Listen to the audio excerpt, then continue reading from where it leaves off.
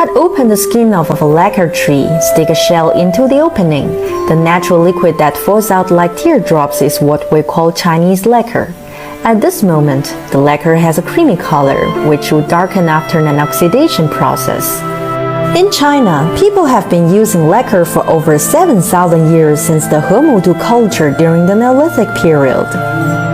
Ancient Chinese used to consider lacquer solid in nature, brilliant in color. Lacquer used as paint can resist humidity, heat, and corrosion. And on top of that, artists are able to create many stunning shades. For example, the lacquer objects unearthed at the true tomb of the Warring States period that are vermilion inside and ink black outside. The wood body was rotted inside, but the lacquered skin still looks perfect as if it were made yesterday, young and going like time itself.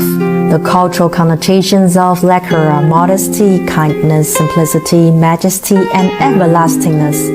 It is pure yet filled with thousands of varieties, simple but inclusive of millions of possibilities.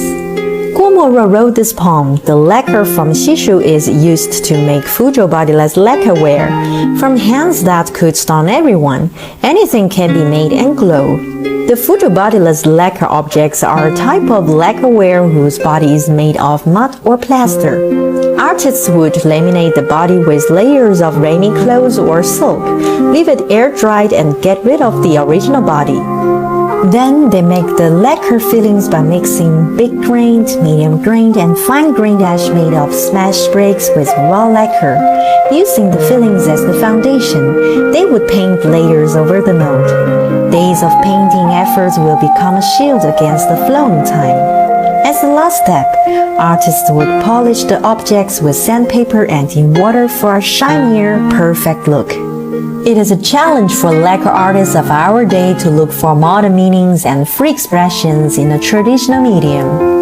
With lacquer, they return to the cultural bloodline and restore the original innocence of lacquer. In the process, they try every possibility that might turn traditional techniques and the spirit they have into a modern art form. Through years of painting and polishing, they have found a way to connect the ancient and modern times and lead us to the future ahead. 我们提取的是它的基因，就是漆的种种它认知，古人认识使用它的方法，变成我的表现语言。我们今天所需要的不是一个完整的一个工艺的一个继承，是我们的一种精神方法的一个继承。